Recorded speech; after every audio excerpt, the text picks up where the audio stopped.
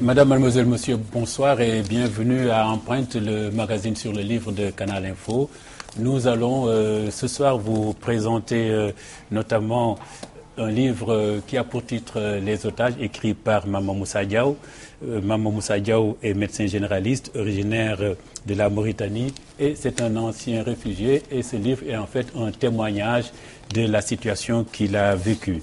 Nous avons pris quelqu'un qui connaît bien la question, qui y travaille. Il s'agit de Mamadou Ndiaye, qui est directeur général de l'OFADEC, une ONG humanitaire installée depuis 18 ans, qui travaille depuis 18 ans avec les réfugiés. L'OFADEC, c'est l'Office africain pour le développement et la coopération. Voilà. Donc, bonsoir. Bonsoir. Alors, ce livre, quand je l'ai lu, c'est un livre poignant. C'est une œuvre autobiographique, il faut le dire tout de suite. La fiction, vraiment, il n'y a pas de trace de fiction là-dedans. C'est ce qui est étonnant. Vous n'avez pas mélangé la réalité et la fiction. Vous avez choisi de retracer votre vie, qui est en même temps celle de votre famille. J'ai envie de dire un peu, c'est un peu l'odyssée d'une famille mauritanienne déplacée avec les événements, tristes événements, douloureux événements entre le Sénégal et la Mauritanie survenus en 1989. Merci, M. Sadakan. Merci de m'offrir cette occasion de me présenter devant les téléspectateurs et de parler justement de ce livre qui est, comme vous le dites, donc l'Odyssée de ma famille. Donc ça tombe bien donc, avec ce contexte de retour des réfugiés mauritaniens. Oui. Beaucoup de Sénégalais ne comprennent pas en fait ce contexte. Qu'est-ce qui s'était passé? Peut-être certains ont même oublié ce qui s'était passé. Pour que les gens sachent ce qui s'était passé, qu'une telle chose s'était passée, ça s'est passé comme tel. C'est pourquoi je n'ai mis aucune trace de fiction dans ce livre-là. Oui, oui, c'est ce qui est étonnant, c'est vraiment une vue relatée dans les détails. Hein? Une famille déplacée, et c'est vraiment le drame. Après le drame, il y a même le désespoir qui arrive, mais ensuite l'espoir. Et puis, finalement, on a vu qu'au début, par exemple, vous aviez vous n'aimez pas l'attitude du gouvernement sénégalais. Même les Sénégalais, vous les jugez mal. Mais en fin de compte, ce sentiment s'est totalement transformé. Et c'était You, hein, le titre, le nom de l'auteur, avait tout un autre sentiment. Donc il y a une évolution positive, je ne sais pas, et de la situation et peut-être même du personnage principal qui est vous, qui racontez un peu votre histoire. Justement, le livre en fait montre l'évolution même psychologique même de cet enfant. Oui. Parce qu'en venant déjà au Sénégal, donc en subissant ces événements, You était vraiment extrêmement irascible. Donc il était vraiment amer par rapport à la situation. Mais quand on remonte à son enfance, quand on comprend donc la situation qu'il a vécue dans sa propre famille déjà, on comprend pourquoi il a eu ce comportement-là. Parce qu'il a vécu avec des cousins qui étaient dans sa maison et qui le torturaient dans son enfance. Il a vécu donc ces douleurs dans sa propre famille d'abord. Donc pour lui, donc, il a peint tout ce qui est sénégalais par rapport à ses cousins sénégalais qu'il connaissait qui vivaient avec lui en Mauritanie. Donc You a pensé que vraiment, tout le Sénégal était à l'image de ces gens. Oui. Donc ça, il faut le comprendre en tant qu'enfant. Ah oui, maintenant, avec l'évolution, quand il est venu au Sénégal, plus des années passées, il a une autre vision du Sénégal. Et en ce moment, à un certain moment même, il va jusqu'à renoncer à la Mauritanie pour dire que voilà, lui, maintenant, c'est lui le Sénégalais, c'est lui qui est là. Mais il veut quand même partager avec tout le monde ce qu'il a vécu quand même. Même si aujourd'hui, sa situation a changé par rapport donc, à ces événements, par rapport à sa situation personnelle, par rapport à son évolution, à son mental. Mais ce qu'il a vécu quand même, il le partage avec le monde pour que les gens sachent que ça s'est passé. Et puis il y a autre chose aussi, le titre « Les otages ». Alors si on lit un peu, on comprend qu'en fait, il s'agit de la situation des réfugiés qui se sentent pris en otage entre le HCR, le Commissariat pour les réfugiés, hein, qui est responsable de leur situation, et les deux gouvernements sénégalais et mauritaniens. Hein, c'est ça, vraiment prise en étau, c'est ça qui traduit le titre des otages. Effectivement, c'est justement, vous l'avez bien résumé. Oui. Donc les réfugiés, à un certain moment, sont là, donc ils ne peuvent plus décider d'eux-mêmes. Donc ils sont vraiment entre les intérêts des États et du HR qui est obligé de suivre les États dans le désir. Donc le HR, en certain moment, est obligé d'arrêter son assistance aux réfugiés, tout simplement parce que le gouvernement mauritanien le demande. Parce que pour eux, tant que les réfugiés continuent à être assistés, ils ne voudront plus jamais rentrer et bénéficier du programme spécial d'insertion rapide.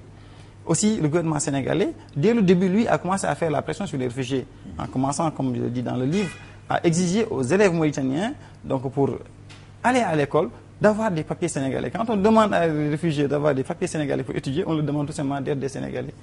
C'est justement cette situation donc, de non-choix pour les réfugiés qui fait justement le titre même de ce livre et qui est matérialisé par la photo, donc, peut-être sur laquelle on va revenir après. Oui, on reviendra à la fin. C'est la photo du millénaire, n'est-ce pas, la porte du millénaire, réalisée par Pierre Atepa Goudiaby. Alors, Mamadou Ndiaye, ce qu'il vient de dire, vous êtes, on a seulement parlé de... Il dit que les réfugiés étaient entre les mains du HCR et du bon Dieu.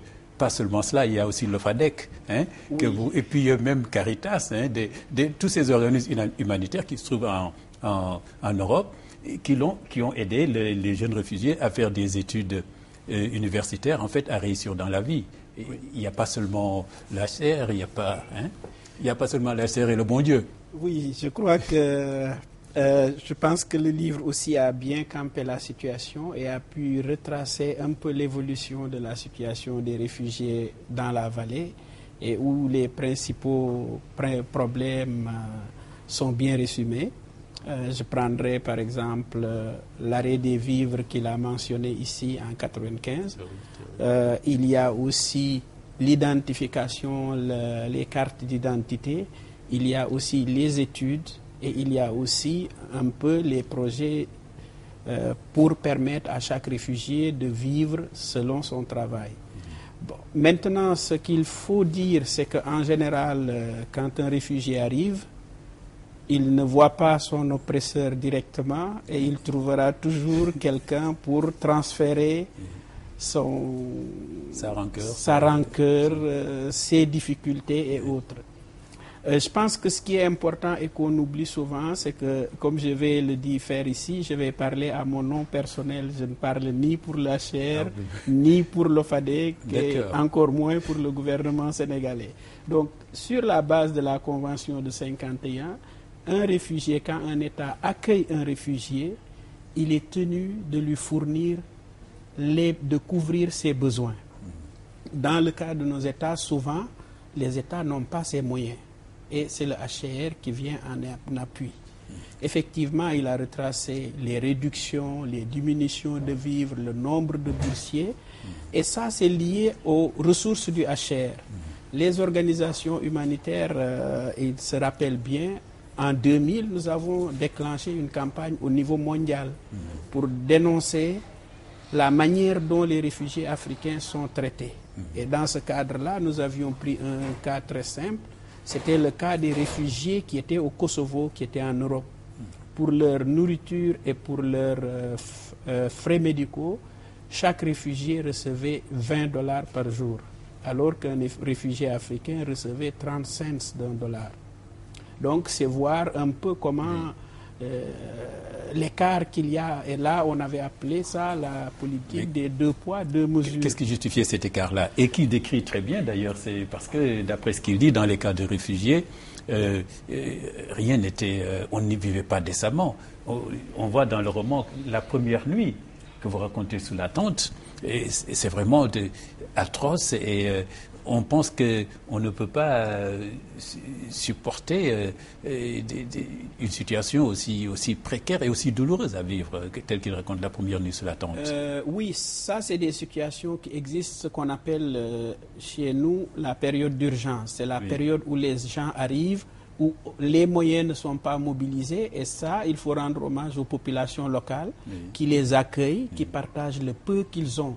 Donc cette phase est souvent très difficile, le temps que l'aide internationale se mobilise, le temps que les États se mobilisent pour donner un coup de main parce que c'est d'une précarité extrême. Exactement, vraiment, parce que là c'est un peu les populations locales et certaines ONG qui ont commencé à intervenir avant que l'aide internationale, parce que dès que la crise arrive, on ne peut pas mobiliser souvent immédiatement les ressources. Donc ça, c'était une situation qu'on vit dans les cas de réfugiés.